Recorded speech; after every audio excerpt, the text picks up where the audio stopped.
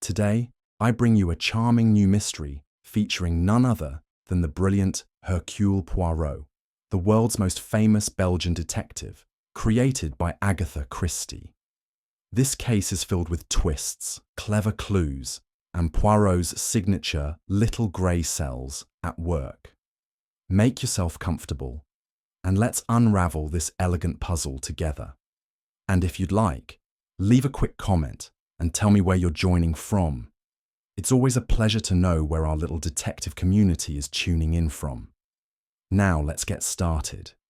It was one of those grey London afternoons in late autumn when the rain tapped the windows with soft insistence, and the city, wrapped in damp fog, seemed to fold in upon itself.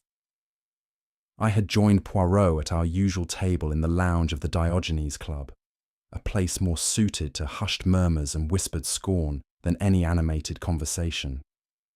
Poirot, seated with immaculate posture, was occupied with arranging his teaspoon to perfect alignment with the edge of his saucer.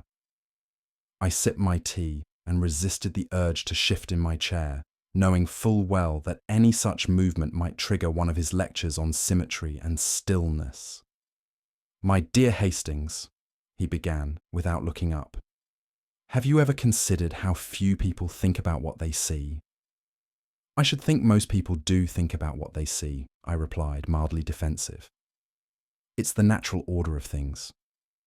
"Ah, non, non," said Poirot, wagging a finger. "They see, but they do not observe. There is the difference, mon ami." "Well, forgive me for saying so, Poirot, but there hasn't been much to observe lately. The most excitement I've had this week was watching Lady Markham's poodle fall into a fountain." Poirot gave a faint smile, though his eyes retained a curious restlessness.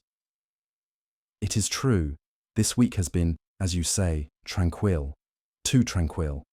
I begin to fear London is losing its taste for murder." I chuckled. "Don't say that in public. Someone might take it as a challenge." He raised an eyebrow. "Let us hope they do not.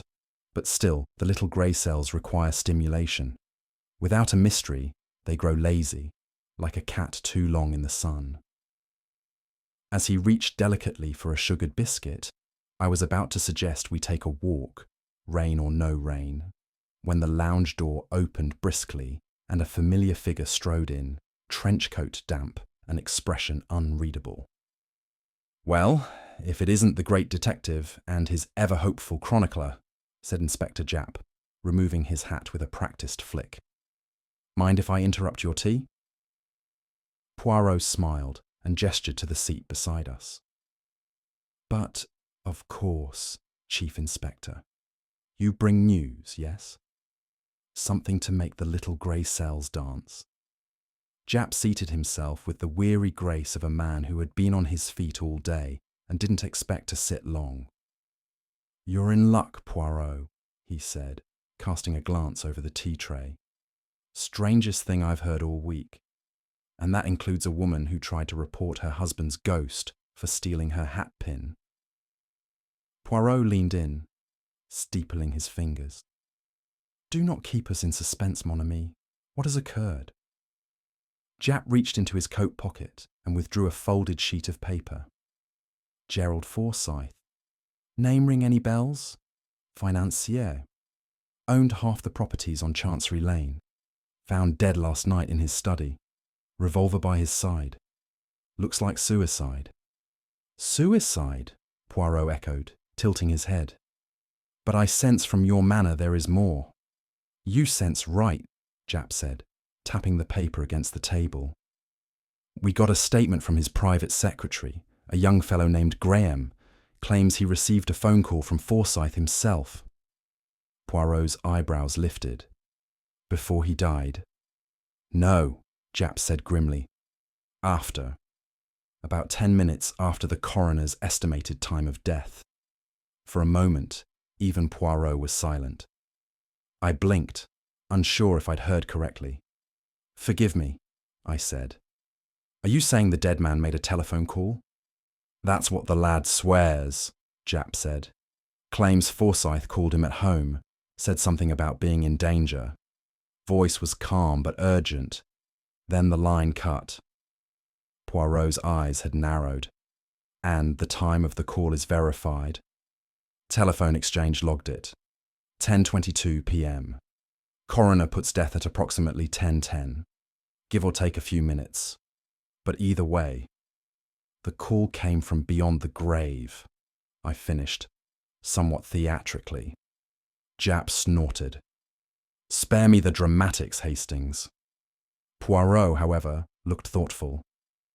Chief Inspector, this is most bizarre. You are investigating, of course. Not officially, said Japp.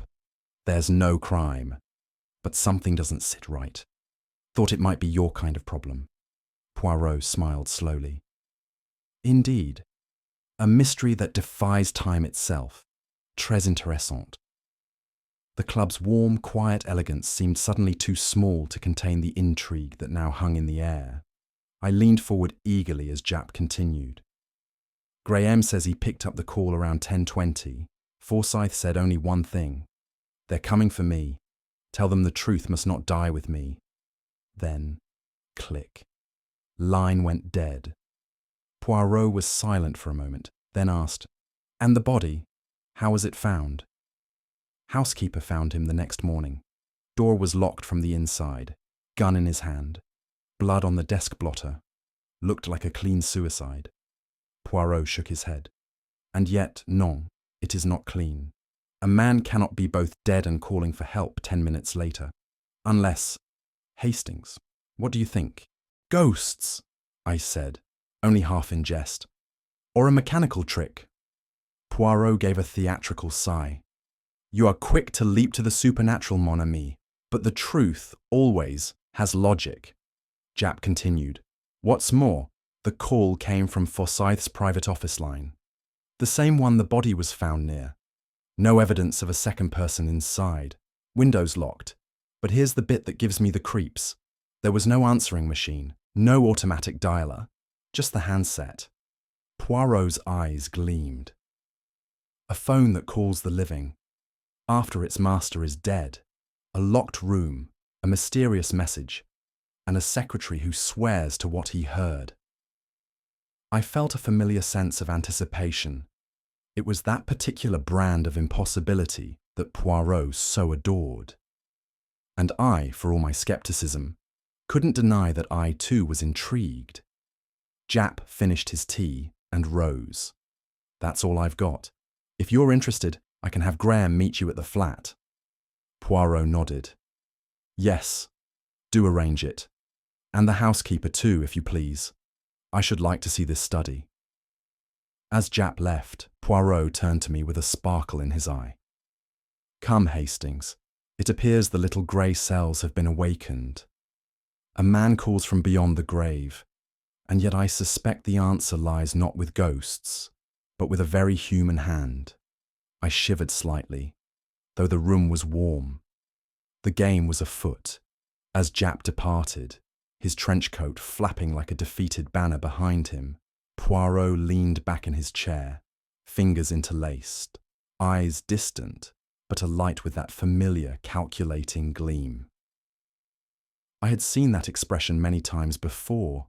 It always preceded something extraordinary. A man dead at 10:10, he murmured, almost to himself, and yet he speaks at 10:20. Curieux, n'est-ce pas? Very curious, I agreed. But surely it could be a mistake. Perhaps the coroner's estimate was slightly off. Poirot turned to me with a look of gentle pity. Ah, Hastings, the eternal optimist. But let us consider, eh? The time of death is fixed within a narrow window. Rigor mortis, temperature of the room, the last sound heard by the housekeeper. It all supports the time. And yet, the voice. I frowned. Could the secretary have imagined it? Non, said Poirot sharply. Imagination does not place a call from a private line. The exchange confirmed the origin. There was a call. He stood abruptly, brushing an invisible speck from his sleeve. Mon ami, we are presented with a paradox. Either a man spoke after death, Or someone wanted it to seem that he did. And therein lies the mystery. I could not help but smile. The lethargy of our dull afternoon had evaporated, replaced by that thrilling sense of purpose Poirot seemed to carry like a flame. The world was suddenly alive with possibility. Poirot turned toward the window, gazing out at the drizzle-streaked glass with his hands behind his back. A voice beyond the grave, a message half-spoken. "Tell Poirot." He repeated the phrase slowly, savouring it. "They invite me into their little theatre, Hastings. Very well. Let the curtain rise." I glanced at the empty tea tray and shook my head. And here, I thought we were in for a quiet evening. Poirot smiled without turning. The quiet evening, it must wait. "Come, Hastings. We must prepare ourselves. This ghost, I think, will prove to be most human indeed." We arrived at Forsyth Manor, under a sky that seemed as grim and immobile as the house itself. The estate loomed above the tree line, an angular grey mass of stone that might have suited a fortress more than a family home. Its iron gates creaked open with reluctant protest, and I couldn't help but shiver as we stepped from the motor car. Poirot, naturally, was unaffected by the chilly air or the sombre atmosphere. He examined the path leading up to the entrance, his gaze pausing at the muddy gravel and the tightly clipped hedges. "You feel it, Hastings?" he asked as he adjusted his silk scarf. "The ambiance, it speaks, non?"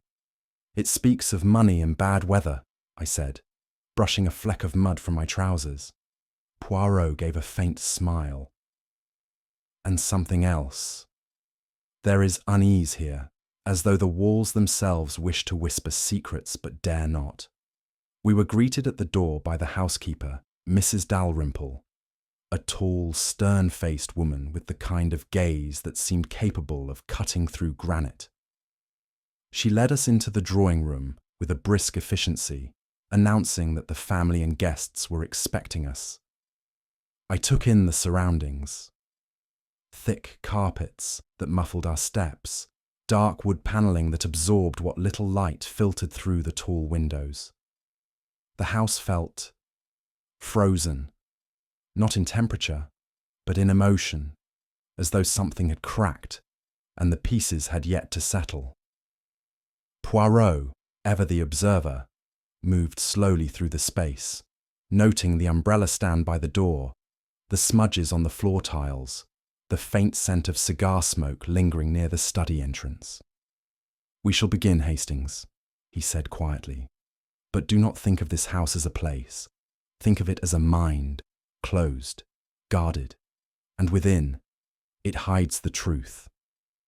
I nodded, though in truth, I wasn't entirely sure what he meant. But as the first suspect entered the room, I had a sinking feeling that whatever was hidden here, it would not be unearthed easily. Evelyn Forsyth entered with the composed grace of a woman well accustomed to scrutiny. Her beauty was refined, her complexion pale, her dark eyes steady, but it was the kind of steadiness one found in statues, not people. Poirot rose politely as she took her seat by the fireplace. "My condolences, madame," he said, bowing his head. "This is a difficult time." "Indeed," she replied. Her voice was smooth, but it held no trace of grief. "I trust you won't be long. I've had little sleep." "Ah," Poirot nodded sympathetically. "Because of the tragedy, yes?" She paused. "Because of the sleeping pills." "Ah, the bromide tablets," Poirot said gently. "You take them often?" "Only when I cannot sleep, which, as you can imagine, is often now." Poirot tilted his head. "And on the night of your husband's death, you took them?" "Yes. I was asleep before 10, and I did not wake until morning." "Interesting," Poirot murmured. "No disturbances? No strange sounds?" She shook her head. "None. The house is old, Monsieur Poirot. It makes noises of its own." I watched her closely. There was something too perfect in her calm, too measured. Her answers were precise, but not forthcoming. She did not fumble, yet she did not invite trust. "And your relationship with your husband?" Poirot continued, voice light. "We were compatible," she said after a pause. "Though we had our disagreements. Gerald was a difficult man, stubborn, private." Poirot leaned forward. "Forgive the impertinence, but were there financial difficulties?" Evelyn's smile was cold. "Hardly. I'm quite financially independent. I brought considerable assets into the marriage." "Of course," Poirot said, then abruptly changed tack. "You knew Mr. Clive Denham well?" "Well enough," she said evenly. Poirot glanced at her hands, folded delicately in her lap. "You wear no mourning ring?" She looked down briefly. "I dislike the symbolism." Poirot nodded. "Very telling." As she stood to leave, Poirot offered no further questions, but as the door shut behind her, he turned to me. "She is composed, non?" he said softly. "Too composed. A woman who hides her fire beneath ice." I wasn't sure what he meant, but I had the oddest sense we had just met a woman who could lie without blinking. Clive Denham arrived some minutes later, all easy charm and firm handshakes. He was the kind of man who wore his confidence like a tailored suit. A bit too tailored, if you asked me. "Terrible business," he said, settling into the chair opposite Poirot. "Absolutely ghastly. Gerald and I had our differences, but I never wished him harm." Poirot studied him for a moment. "Ah, yes, the business disagreements. You were partners?" "In a manner of speaking," Clive replied. "He was the majority shareholder in Forsyth and Denham Investments. We had conflicting visions for the firm." "Such as?" Poirot asked mildly. Clive gave a casual shrug. "He was old-fashioned, suspicious of innovation. I wanted to expand into overseas markets. He thought it reckless." "And on the night of his death, you were at your club?" "The Belgrave," Clive nodded. "Arrived just after dinner. Stayed until closing. Played a few hands of bridge. Nothing unusual." Poirot leaned back. "And you were seen there?" "Witnesses to confirm." Clive hesitated. "Well, yes. The staff saw me arrive. I spoke with one of the doormen, and I'm sure a few of the regulars would remember." "Ah, but the staff. They see many gentlemen come and go. Do they remember you, Monsieur Denham, or a man in a dark coat with no precise name?" Clive bristled slightly. "I'm quite well known at the club." Poirot smiled gently. "But still, the hours. There is some ambiguity, yes?" "I suppose," Clive said, shifting in his seat. "But what does it matter? Gerald died alone, in a locked room." "Perhaps," Poirot murmured. "Perhaps not." I watched Clive's expression carefully. He was polished, but something about him struck me as rehearsed, too ready, too composed, as though he had gone over his lines a few times too many. As he departed, Poirot turned to me. "Hastings, did you notice the way he avoided naming who he dined with?" "I assumed he dined alone." Poirot raised an eyebrow. "Just so. And that, my friend, is what makes it curious. For a man so sociable, he has few witnesses." Marian Forsyth was not what I expected. I had imagined a young woman in mourning, fragile, tremulous, and draped in black lace. What we encountered instead was a figure of sharp angles and sharper eyes, dressed in a dark green wool coat and boots that still bore traces of the garden's damp earth. "I returned the evening before it happened," she said, her voice clipped, like someone trying not to feel too much. "I hadn't seen my father in over a year." Poirot inclined his head. "You and your father. There was une dispute, perhaps?" She let out a humourless laugh. "That's one way to put it. He didn't approve of my choices. I didn't approve of his control. But blood is blood, isn't it?" "Indeed," Poirot said smoothly. "And it was the matter of inheritance, perhaps, that stirred the quarrel." She stiffened. "I don't want his money, if that's what you're implying." I came to make peace. I told him so. Poirot's eyes sparkled faintly. You are generous in spirit, mademoiselle. I try, she said, though her tone was dry. But he didn't want peace. He accused me of manipulation, said I was after the estate. I left the study in tears. And where did you go after? To the orchard behind the house. I needed air. The gardener saw me. You can ask him. Poirot nodded. We shall. She folded her arms. Look, Monsieur Poirot, I didn't love the man, but I didn't want him dead. I only wanted to be free of the debt he thought I owed him. A debt of gratitude, I asked. No, she said bitterly. A debt for being born. When she left the room, I turned to Poirot. Do you believe her? Poirot pursed his lips. She is a woman of pain, Hastings, but not, I think, of murder. Still, bitterness can be the seed of many things. Simon Graham was perhaps the only person in the house who seemed genuinely distressed. A slim, pale young man with ink stains on his cuffs and the haunted eyes of someone who hadn't slept in days. I don't know what to say, Monsieur Poirot, he murmured, voice barely above a whisper. He called me. I know it sounds mad, but he did. Let us not say mad, monsieur, said Poirot gently. Say rather puzzling. I was home. It was just after 10. The phone rang and I heard his voice. I'd know it anywhere. He said, they're coming for me.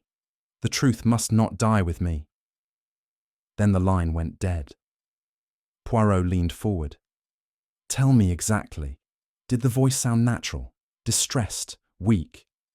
Simon blinked. Urgent, low, like he was trying not to be overheard, but clear, so clear. Poirot glanced at me, then back. And no crackling on the line? No unusual clicks? Simon hesitated. Now that you mention it, just before he spoke, there was a sort of rewind, like a mechanical whir, but it was brief. Ah! Poirot clapped his hands together softly. Now that, my dear Hastings, is most important. Simon looked up sharply. Do you believe me? Poirot rose and placed a reassuring hand on his shoulder. I believe, Monsieur Graham, that you told the truth exactly as you experienced it, whether it is the truth that we shall soon uncover. As Simon departed, visibly trembling, I turned to Poirot. You think it was a recording, don't you?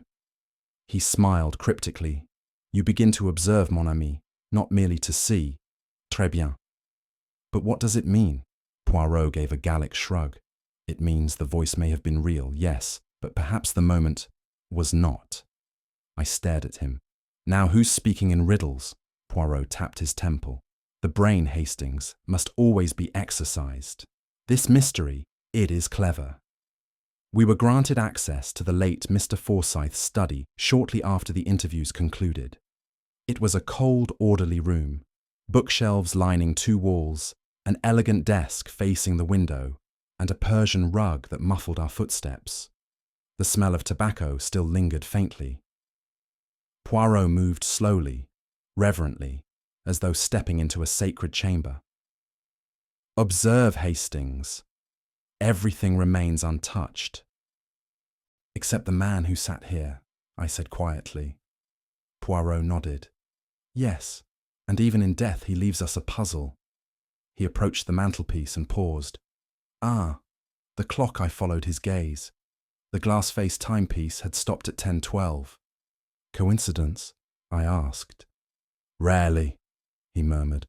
It suggests the time of death, or someone wanted it to suggest that. He moved next to the window. Note the latch, closed tight, but the mud on the sill. I peered closer. Someone entered this way. Or exited, Poirot replied. Come, let us inspect the garden path. We stepped outside into the damp cold, following the garden trail that looped behind the study. Halfway down the path, Poirot knelt and examined the soil. 2 sets of footprints, he said. One belongs to a gardener's boot, wide tread. The other... He paused and narrowed his eyes. Smaller, lighter. not the gardener, and not Mr. Forsyth. You think someone entered here after the deed was done? Perhaps to tamper with the scene, Poirot said, or to stage it entirely. We re-entered the study. As Poirot moved toward the fireplace, his gaze caught something in the grate. "What's this?" he murmured. He reached down with tweezers and plucked out a small, blackened object. It was a thin strip of copper wire, partially charred. "A telephone wire," he said. "Cut and burned, not thoroughly. What do you suppose it was used for?" Poirot examined it carefully. "To connect a device, perhaps. Something meant to simulate a voice, and once used, destroyed, but not quite well enough." I was stunned. So the call really was a trick. Poirot said nothing for a moment. Then, "A trick, yes. But of what kind, Hastings? We must still determine." It was Mrs. Dalrymple who first noticed the smell. Faint, acrid, drifting like a whisper through the corridor outside the study. "There's something burning," she said, nose wrinkling with suspicion. "That fireplace hasn't been used since yesterday." Poirot reacted at once. With remarkable swiftness for his age and stature, he moved back into the study, where a thin column of smoke was curling up from the edge of the grate. I followed close behind, but he was already kneeling before it, tweezers in hand. Nestled in the ashes was a small, half-singed sheet of cream-coloured paper, just a fragment, but not yet lost to flame. "Quickly, Hastings, my notebook." I produced it, and he laid the scrap against the fresh paper, pressing it gently to preserve the singed edge. The writing, though partially scorched, was still visible. It read, "Not suicide. If anything happens, look to..." The rest had been devoured by flame. Poirot's brow furrowed deeply. "Ah, mon Dieu. Someone tries to erase the voice of the dead a second time." "But who?" I asked, stunned. "And when?" He turned the paper slowly in his hands. "That, Hastings, is what we must discover. But see, this letter was not in the desk. Someone hid it, then tried to destroy it. Why? Because it speaks the truth. And they nearly succeeded."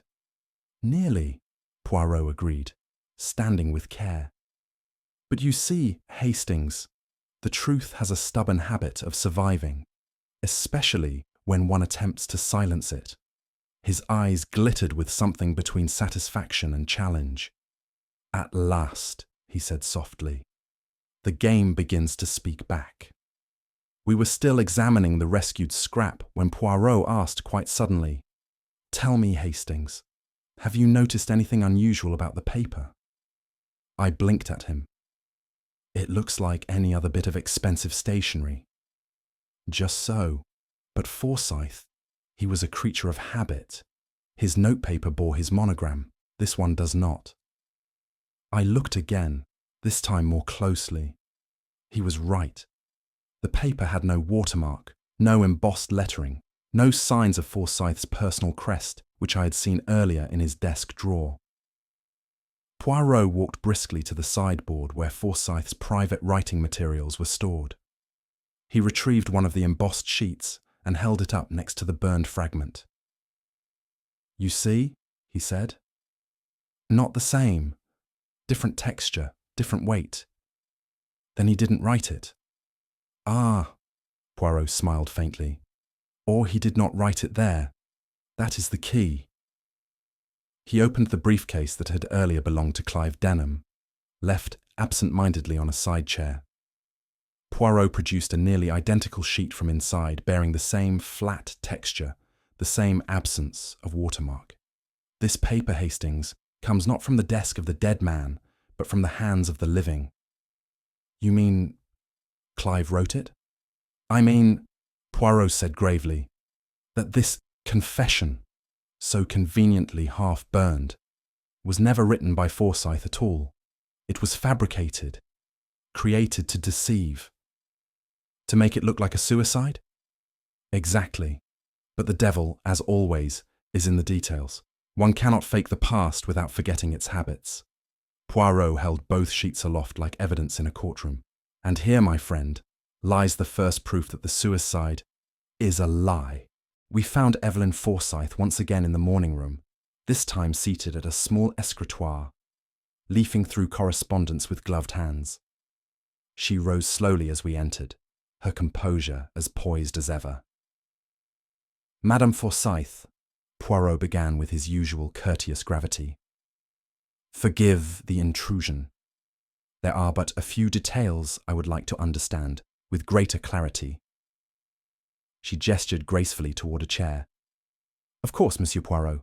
I'll help however I can. Poirot bowed and sat, crossing his legs neatly. You told us before that you retired early the night of your husband's death, aided by sleeping pills. Yes, I've explained that already. Indeed, but you did not mention who prescribed them. She hesitated ever so slightly. Dr. Pike. They're quite mild. I don't take them regularly. Poirot nodded thoughtfully. And yet, madame, they are strong enough to keep you from waking at all, even through turmoil. Her lips thinned. Are you suggesting I heard something and ignored it? Non, non. I am suggesting only that sleep, when truly deep, is difficult to achieve unless one is deeply at peace, or deeply distracted. Her fingers, gloved in thin leather, tapped once against the armrest. Poirot's eyes flicked to them. Pardon, madame, he said suddenly, but your gloves, do they not trouble you indoors? She looked down, startled. I hadn't noticed. Ah, he said softly. Sometimes we wear armor without realizing it. I tried not to shift in my chair. There was something almost theatrical in the way Poirot said it, like a line from a play, perfectly delivered. Evelyn removed the gloves with slow precision. Her fingers were long, pale and trembling slightly. I suppose, she said at last, we all have our methods for coping with loss. Poirot inclined his head. Oui, madame, but some methods, alas, conceal more than grief. When we took our leave, I whispered to Poirot, do you think she's lying? Lying? Non. Not exactly. But she is hiding, mon ami. And it is not only her hands that are trembling. Clive Denham greeted us in the billiard room, casually leaning against the cue rack, as if we'd merely stopped in for a friendly game. His expression was open, cheerful even. Too cheerful, I thought. Back again, Monsieur Poirot, he said. I hope you're making progress. Poirot smiled politely. Progress, yes, but questions remain. If you would indulge me once more? But, of course, ask away. Poirot moved to the writing table. This letter, the so-called confession, did you ever see Forsyth write it? Clive blinked. Number. As I said, I didn't see him that night. Did you ever notice what kind of paper he used? Clive shrugged. His own, I suppose, the monogrammed kind. Poirot raised a brow. And yet this letter, as we discovered, was not written on such paper. Clive's expression faltered for the briefest moment before recovering. I wouldn't know about that. I never examined it closely. But you are a man of detail, are you not? In business, details matter. Surely you'd recognize paper not from this household. Well, Clive chuckled uneasily. I don't go rifling through people's drawers. Poirot made a vague gesture. Ah, but monsieur, someone did. The question is, who? I observed Clive more closely now. There was a slight sheen on his forehead, despite the coolness of the room. Poirot continued, now with the gentle tone of a man threading a needle. And the matter of handwriting. When you saw the letter, did you notice anything unusual? I suppose it looked like Gerald's writing. Looked like, yes, but not was. The loops, the spacing, they differ. Forged, perhaps. Clive raised his hands in mock surrender. You're asking the wrong man. I'm no graphologist. Poirot stood abruptly. No, you are not. But you are, I think, a man used to rewriting things. Reports, perhaps. Figures. Narratives.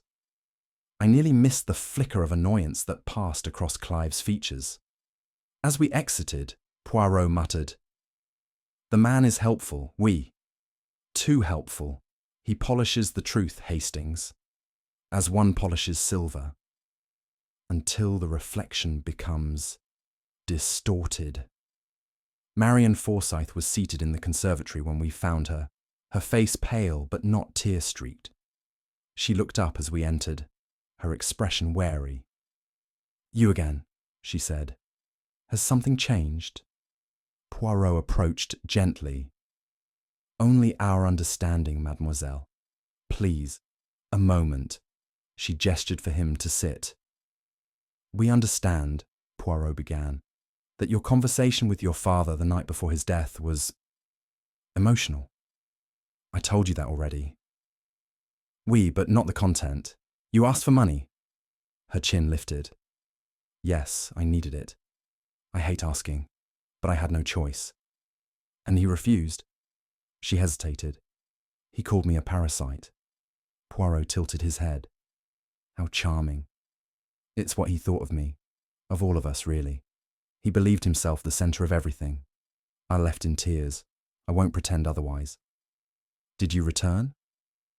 She looked confused. "Return? To the study? To speak with him again?" "No," she said firmly. "I went to the orchard. I stayed there for a long time. The gardener saw me." Poirot nodded. "We shall speak to him." Her voice grew quiet. "I was angry, yes, but I wasn't cruel. I didn't want him dead." Poirot's tone softened. "Tell me, mademoiselle, was your father afraid of someone?" She blinked. "He was paranoid lately, locking doors, watching the news constantly. He said someone wanted to silence him." Poirot leaned back, satisfied. "Merci. That will be all, for now." As we left, I turned to Poirot. "You believe her?" "She is troubled, yes, but truthful, I think." "So she's innocent?" Poirot gave a little shrug. "Ah, Hastings, innocence is a curious thing. It is not merely the absence of guilt, it is also the absence of opportunity." We found Simon Graham in the library, hunched over a pile of letters, though his eyes were fixed not on the paper, but on some distant point beyond the windows. He jumped slightly when Poirot cleared his throat. "Monsieur Graham," Poirot said gently, "would you do us a kindness and recount, as precisely as you can, the phone call you received the night your employer died?" Simon nodded, visibly swallowing. "Of course. I've already said most of it." "Let us hear it again, if you please," Poirot said, settling into a chair with the air of a man preparing for opera. Simon closed his eyes. It was just past 10:20. The telephone rang. I answered, and it was him, Mr. Forsyth. His voice was deliberate, low but not panicked. He said, "They're coming for me. The truth must not die with me." Then it cut off. Just like that. "Did you hear anything else?" Poirot asked. "Any background noise? Any hesitation?" There was a faint whirring, almost like the line rewound or caught, just before he spoke. I didn't think anything of it at the time. Poirot exchanged a glance with me. "And you are certain, absolutely certain, it was Mr. Forsyth's voice?" Simon hesitated. "Yes," he said, but his voice was fainter now. "I mean, I think so. It sounded like him." Poirot tilted his head. "You think? But earlier you were certain." Simon's hands clenched in his lap. I was in shock. Still am, if I'm honest. It was dark. It was late. Maybe I wanted to believe it was him." I studied the young man more carefully now. His face had grown whiter and a sheen of sweat stood on his upper lip. When we left the room, I whispered to Poirot, "Do you think he's lying?" Poirot replied quietly, "Non." But he is frightened, perhaps of what he knows, or what he allowed himself to believe. Fear, Hastings. It makes even honest men see ghosts. Mrs. Dalrymple was found in the scullery, issuing brisk instructions to a maid who seemed entirely cowed by her presence. When Poirot asked for a moment of her time, she nodded curtly and led us to the servants' hall. "Well," she said, folding her arms, "what now?" Poirot inclined his head politely. "Madame, you mentioned previously that you heard raised voices coming from the study on the night of Mr. Forsyth's passing." "I did," she said, "around 10 o'clock, just before I went to bed." "And you are quite sure it was the study?" "Positive.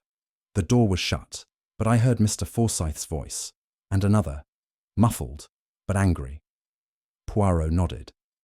"And did you hear anything afterward? A bang, perhaps?" She hesitated. "Number nothing. I went straight up.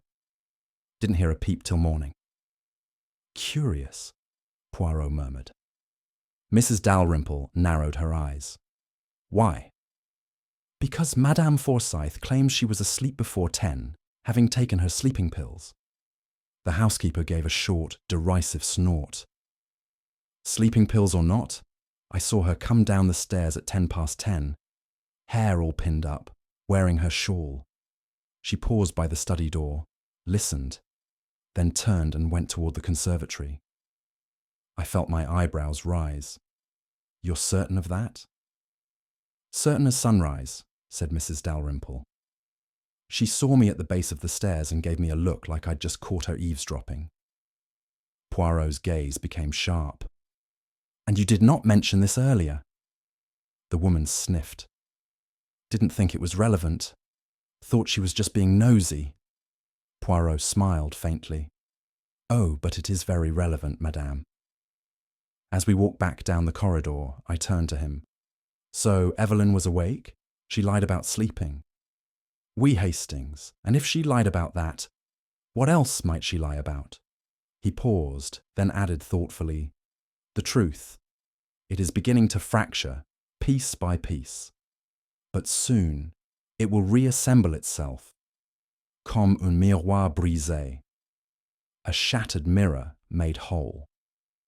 It was late afternoon when Poirot requested a return to the study. The lights slanted in long golden bars through the tall windows, casting shadows across the ornate furnishings. He paused at the fireplace, the same place where he had discovered the partially burned letter earlier in our investigation.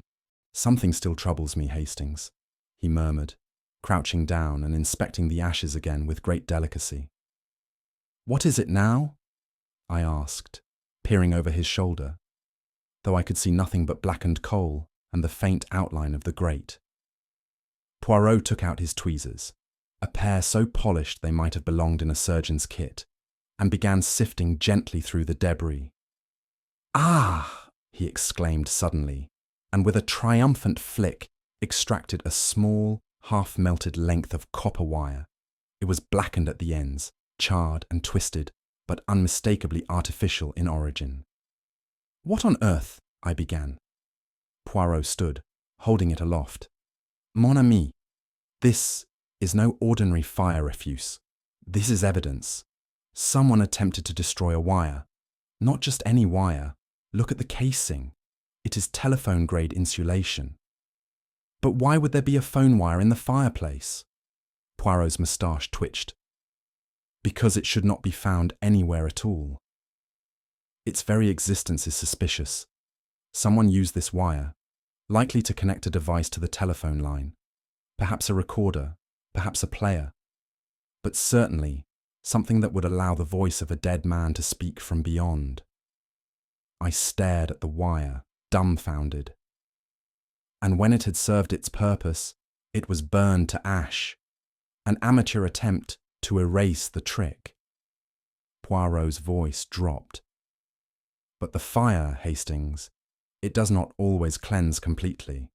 Sometimes it reveals." He placed the scorched wire into a sealed envelope. "Now we have motive, method, and manipulation. But we do not yet have confession. For that," he turned to the door, "we must invite them to lie to us. One last time." We lingered in the study as dusk pressed gently against the windows. Poirot had grown still, staring once again at the ornate clock on the mantelpiece, its hands forever fixed at 10:12. "Curious thing, is it not?" he said quietly. "The clock, the time of death, the great illusion." I followed his gaze. "You think it was tampered with?" Poirot inclined his head. "Let us consider. The housekeeper hears voices shortly before 10. The widow claims to have been asleep by then, though we now know this is not true.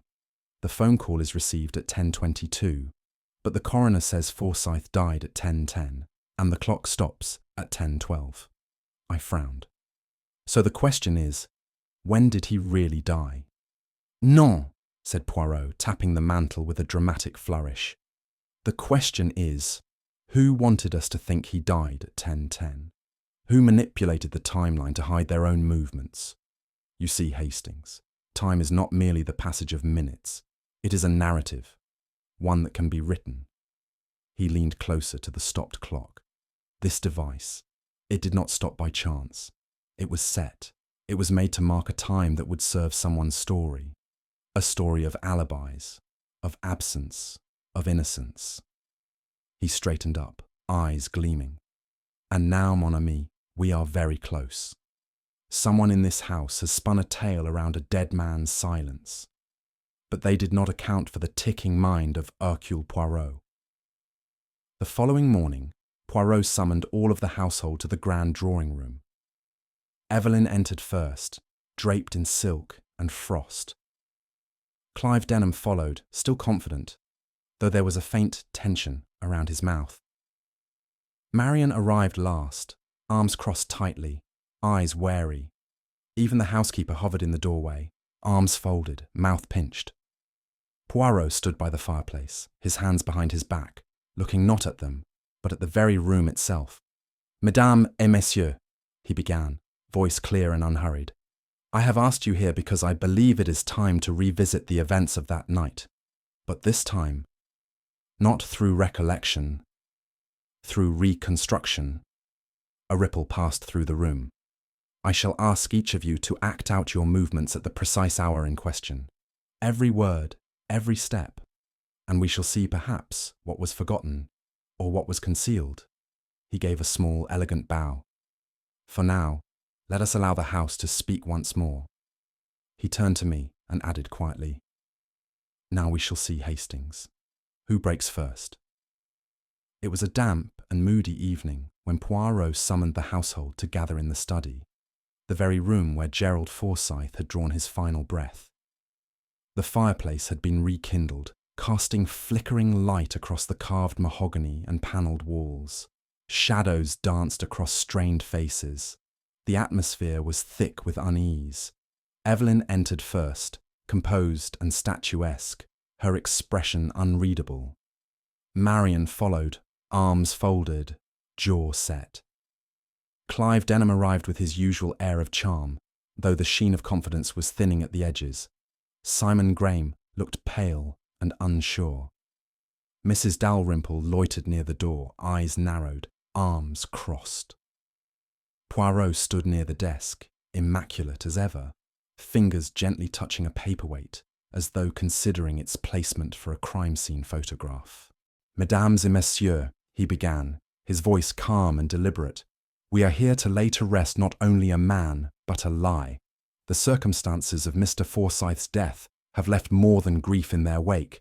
They have left suspicion, fear, and above all, questions." He gestured toward the clock on the mantelpiece. A timepiece stopped at 10:12, a telephone call placed at 10:22, a letter half consumed by fire, and 5 individuals, each with motive, each with a version of the truth. A hush fell. I could feel the tension tighten like wire in the air. Poirot continued, "I have observed, I have listened, and now I shall speak, and when I do, la vérité, the truth, shall emerge from the ashes." He turned, taking a slow step toward the assembled group.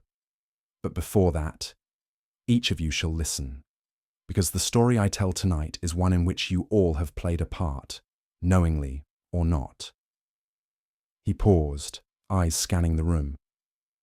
Let us now unravel the tapestry, thread by thread. I glanced at him, heart pounding. This was the moment. The room where the lie was born would now witness its death. Poirot's gaze first turned toward Marian, who stood defensively near the fireplace.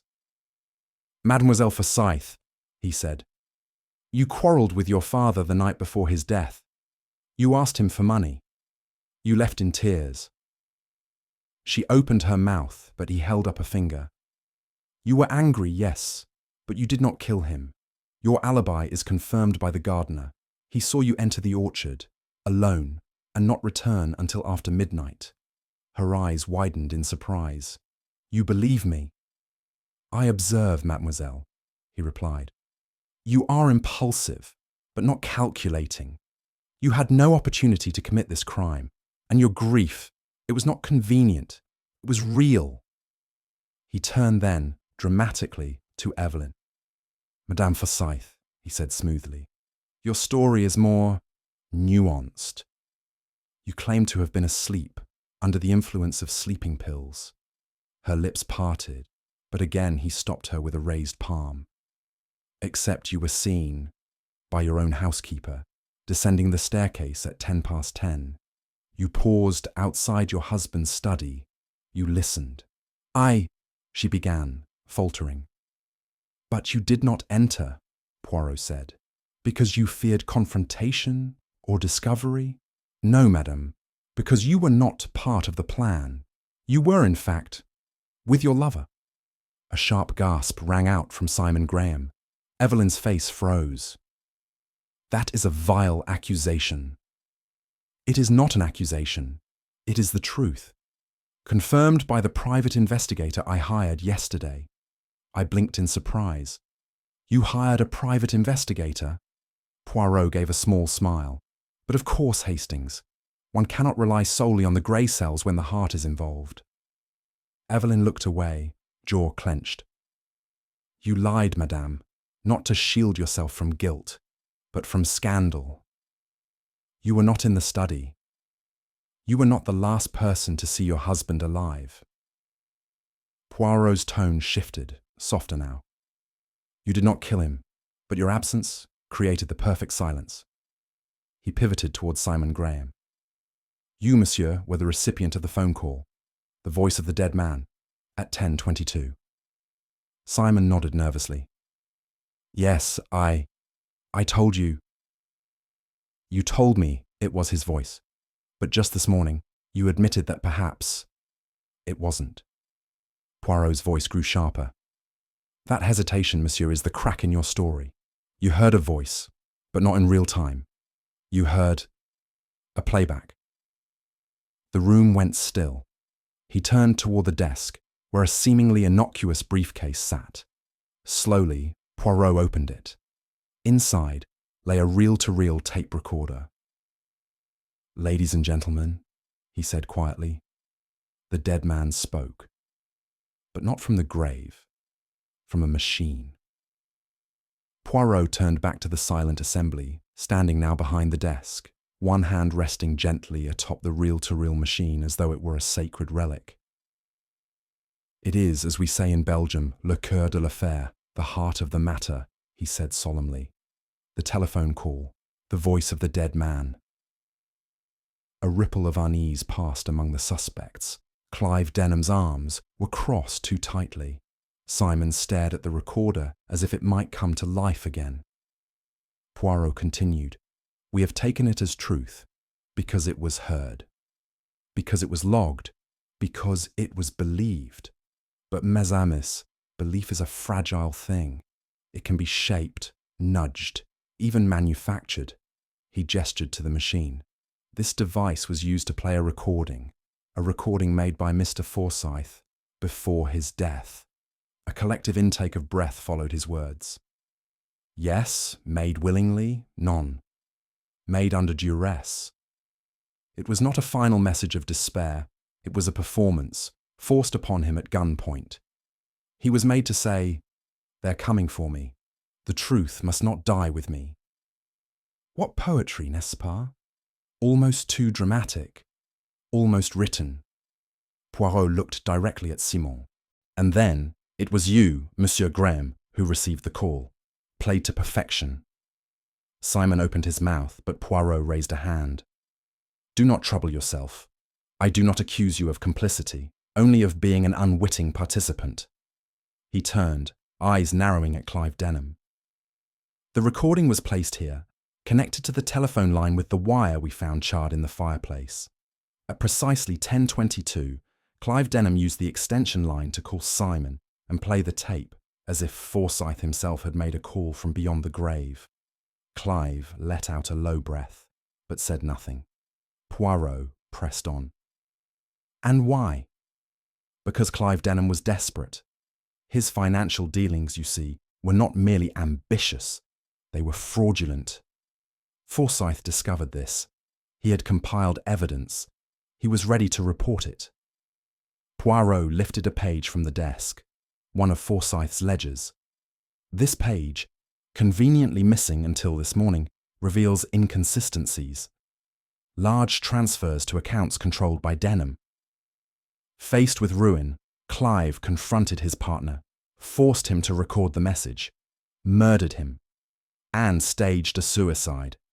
He paused, letting the words fall into silence, and when the body was found, it appeared neat.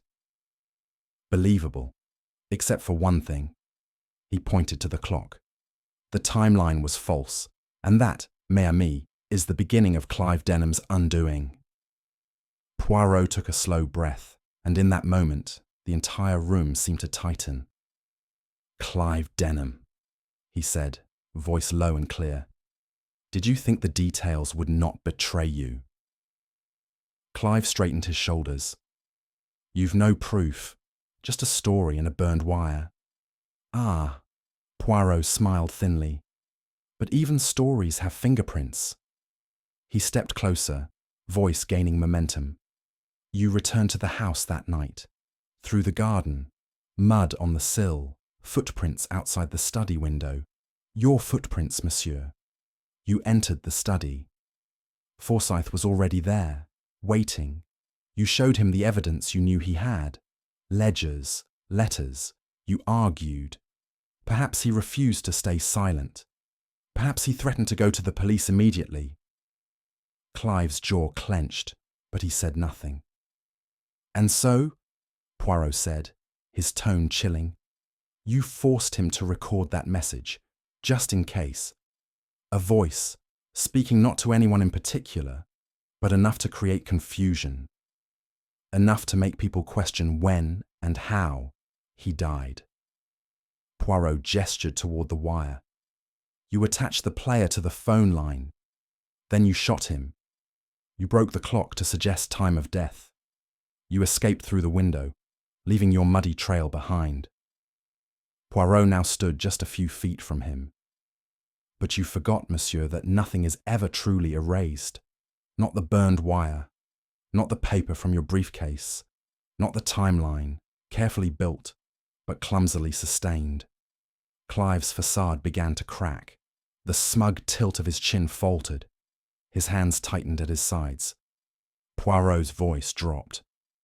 Gerald Forsyth was a difficult man, but he trusted you, and you used that trust to silence him. Clive began, but his voice failed. Poirot turned slightly, addressing the room. Ladies and gentlemen, the man you see before you did not commit a crime of passion. He committed a crime of preservation. He murdered not out of hatred, but out of fear, of exposure, of disgrace. Clive's fists unclenched. His voice, when it returned, was quieter. He would have ruined everything I built, he muttered. Years of work. My name, my future Poirot, inclined his head solemnly. And so you stole his. Poirot turned from Clive's faltering posture and walked to the fireplace with deliberate calm. He placed a gloved hand atop the ornate clock resting on the mantel. Its gilded casing gleamed softly in the lamplight, but its hands remained unmoved, arrested forever at 10:12. This, mes amis, Poirot said, was perhaps the most elegant misdirection of all. He tapped the glass gently. It was not merely broken in struggle. No, it was staged. It was set to mislead the investigation regarding the time of death. There was a moment's silence as his words settled in the room. You see, the coroner placed Mr. Forsyth's death at approximately 10:10, and this clock, stopped at 10:12, seemed to confirm it. But what if I told you that the clock had not stopped naturally but was manually tampered with? He turned toward us all.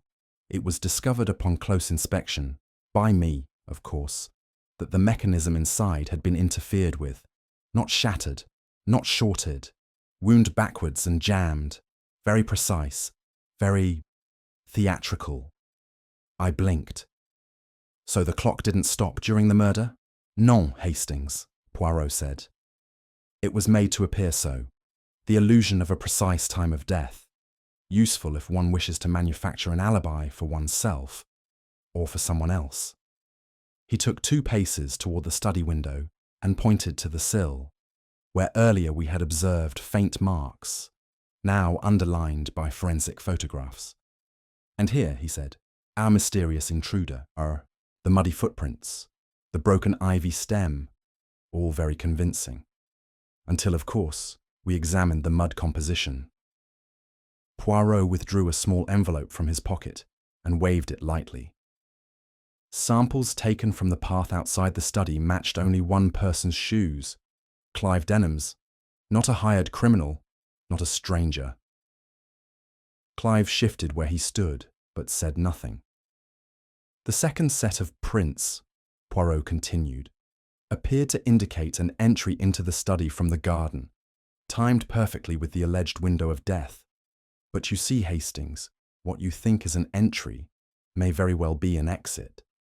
And who better to orchestrate that illusion than a man who knew the grounds intimately? He returned to the desk, fingers lightly trailing the edge of the blotter.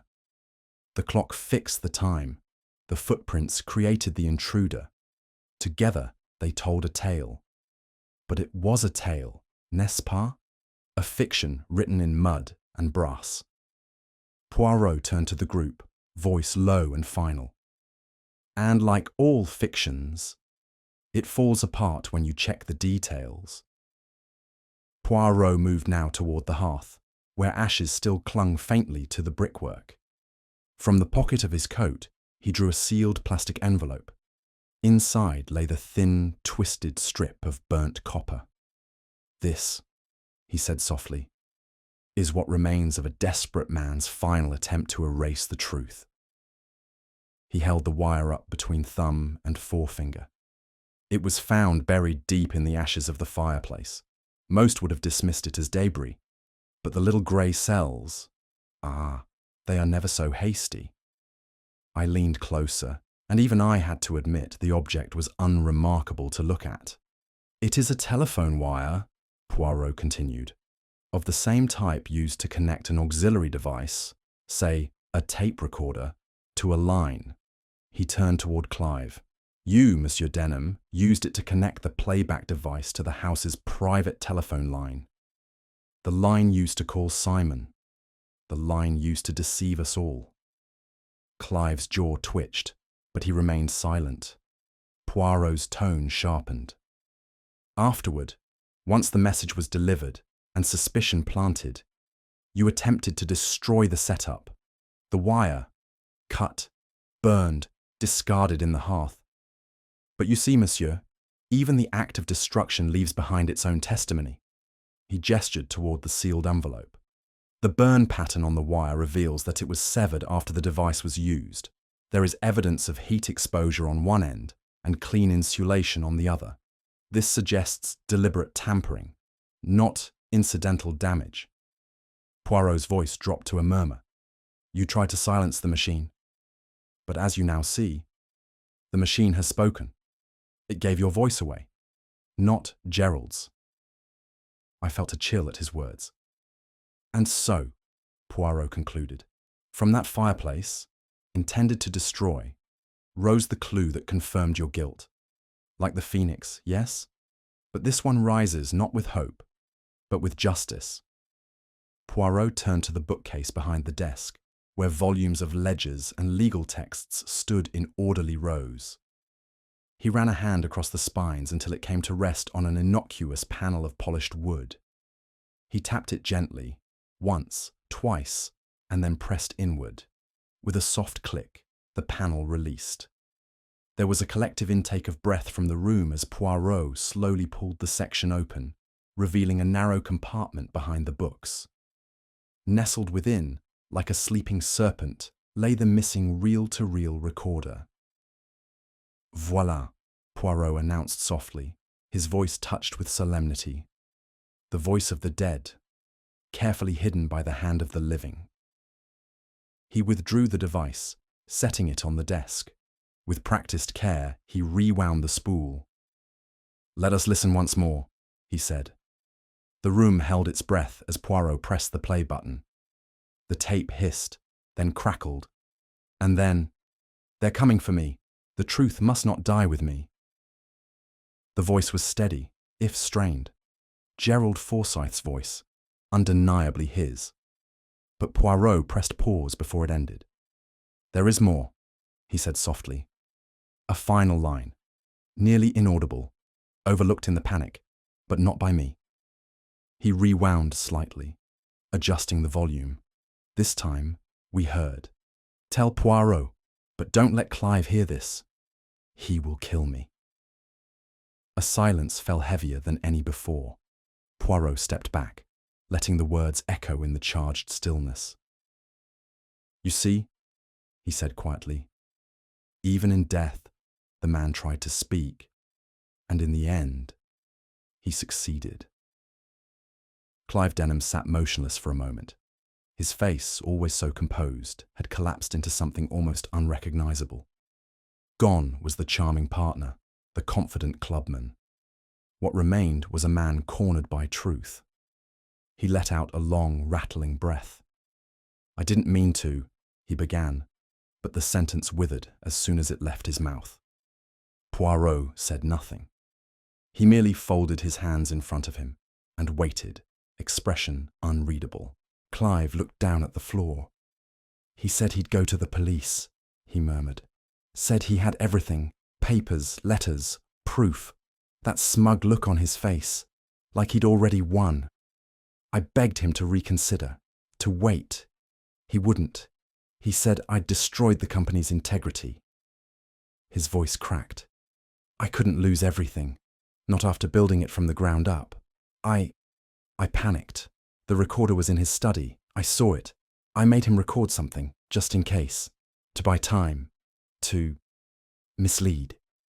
He glanced around at the others. "I thought if it looked like suicide, I'd be safe. I didn't count on the wire being found. The footprints. The clock." Poirot tilted his head. "You created a beautiful illusion, Monsieur Denham. But illusions fade. The truth persists." Clive buried his face in his hands. "I'm sorry," he said. "I didn't want to kill him. I just wanted a way out." Poirot's voice was quiet. "There is always a way out, monsieur, but not always without cost." Inspector Japp, who had remained silent in the doorway until now, stepped forward. "That'll do, Denham." He placed a firm hand on Clive's shoulder. As he was led from the room, the silence remained. Poirot turned to me, expression soft. "You see, Hastings, murder is never merely a moment. It is a chain, each link forged by fear." The room remained utterly silent after Clive's final words, as though even the walls were absorbing the weight of the truth. The fire had burned low in the grate, casting flickers of gold across the now faded grandeur of the Forsyth study. Inspector Japp stepped forward with slow, measured calm. There was no dramatic flourish, no cry of, "You're under arrest." Just the quiet, unmistakable formality of a man who had done this too many times. "Clive Denham," he said, his voice low, "I'm placing you under arrest for the murder of Gerald Forsyth." Clive didn't protest. He didn't beg or plead. He simply closed his eyes and lowered his head. "Will you need a statement?" he asked, voice hoarse. Japp gave a short nod. "At the station." Clive's shoulders slumped.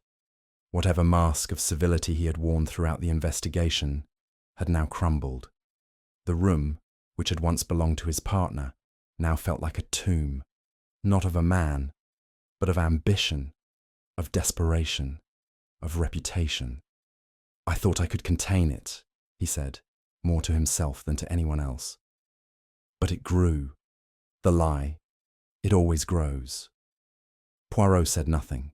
He merely watched, hands clasped behind his back, as Japp led Clive from the room. There was no satisfaction in his gaze, only a quiet melancholy. When the door closed behind them, I finally broke the silence. "Well," I said softly, "that's that." Poirot turned to me with a look I couldn't quite decipher. "Oui, Hastings," he said. "That is that. But we must never mistake resolution for comfort. One man is dead, another destroyed. C'est une tragédie." I nodded, uneasy despite the clarity of justice.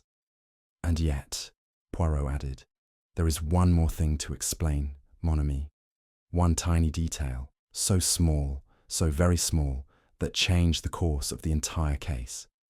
I blinked. "Another clue." He smiled faintly. "The first clue.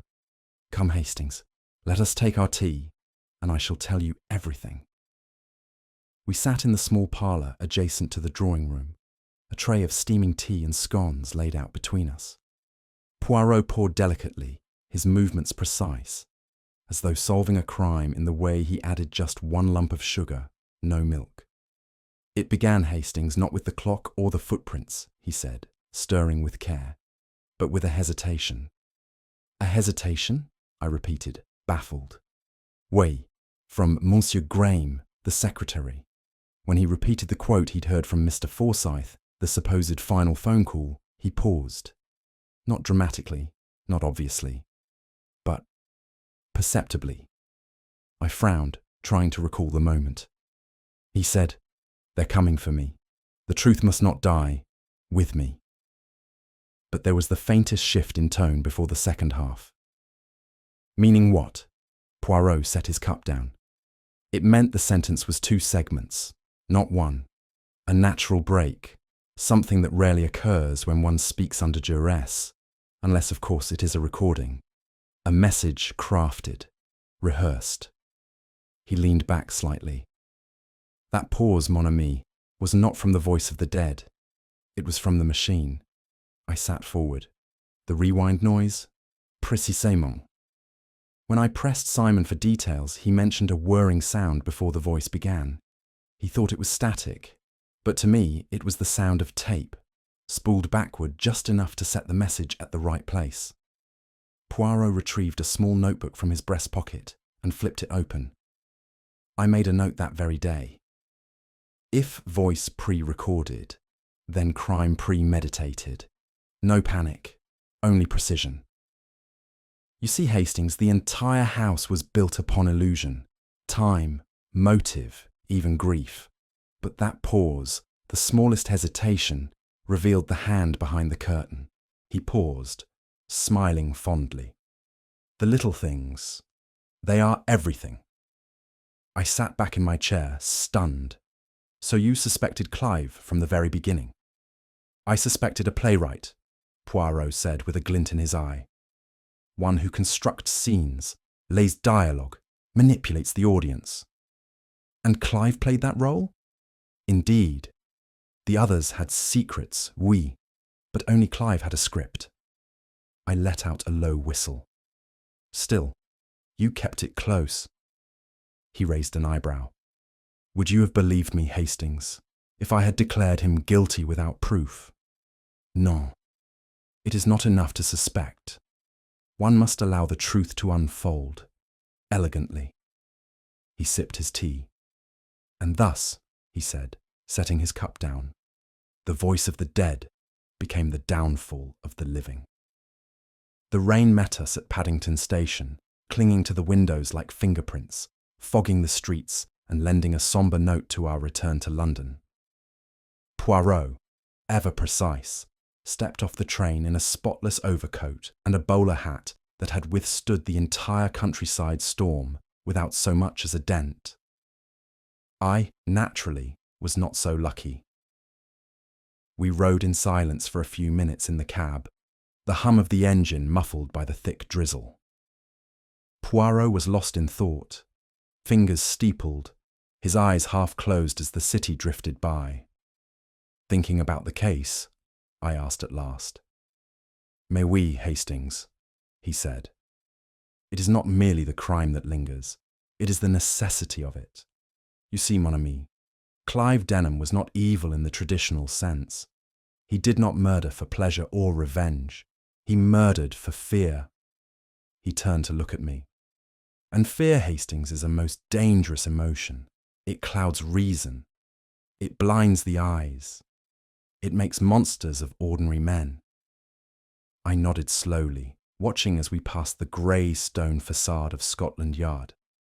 "Still," I said, "he would have gotten away with it. If not for that recording."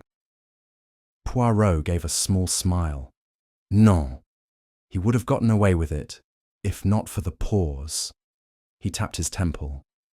"The little grey cells, they do not forgive hesitation." As the cab turned down Whitehall and the rain softened, Poirot looked out once more. "Justice has many faces, mon ami. Sometimes it is swift, sometimes subtle, and sometimes it speaks only in whispers." He leaned back. "But it always speaks. That is the thing." Later that evening, after supper, we retired to Poirot's flat. The fireplace was alight, casting a golden glow across the Art Deco furnishings, and I was just reaching for the chessboard when Poirot lifted a slim envelope from the side table. "You remember the recording, Hastings?" he asked. "Of course," I said. "Hard to forget a voice from beyond the grave."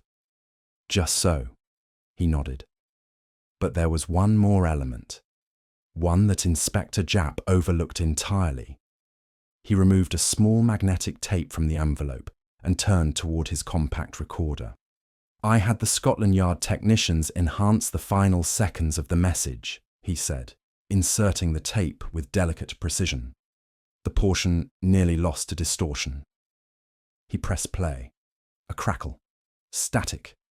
Then the familiar voice of Gerald Forsyth, already weak and strained.